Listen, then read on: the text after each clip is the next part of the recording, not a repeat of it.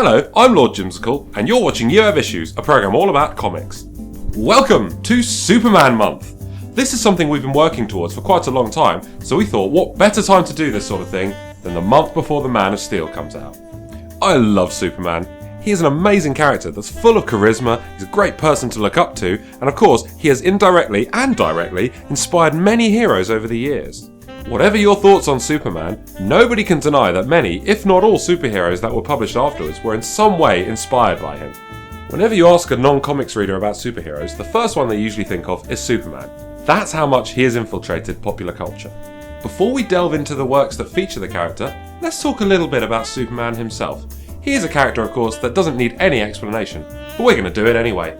Created by Jerry Siegel and Joe Shuster, the sons of Jewish immigrants to the United States during the Depression era, the character made his debut in Action Comics issue 1 in 1938. He was a great success during the golden age of comics, but modern audiences would find his early publications quite jarring. For instance, he would attack bad guys with little regard for fatalities and collateral damage in the most smug way. In later years, writers softened him up a bit and instilled a strong sense of idealism, morality and justice, which has become the definitive version of the character and has remained so ever since. That's not to say he doesn't get any criticism thrown his way. Check out our next video where we debunk some of the common complaints about Superman. After the Comics Code was introduced in 1954, the industry had to seriously tone down violence in their publications, as well as removing any references to death, drugs and sex, which led to the most widely parodied era of comics, the Silver Age of Comics, which ran during the 50s until the early 70s. Superman during this era was at his most light-hearted, many would argue a bit too light-hearted.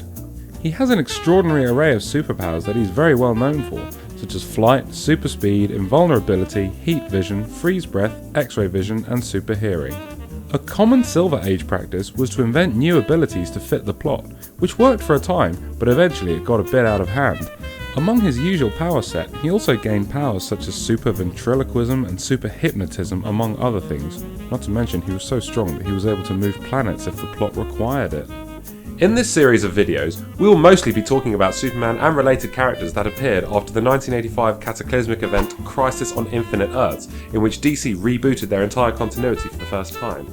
This reboot affected Superman in particular, as his depiction in the Silver Age became difficult to write for, so they needed to level the playing field a bit by severely depowering the character.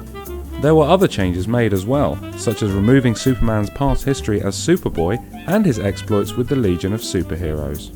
We will often mention the term post-crisis, which refers to any story or event that happened after the Crisis on Infinite Earths. We won't be talking about the New 52 incarnation of the character, because I think it's absolute shit. Thank you very much for watching this episode. Stay tuned for some more Superman Month.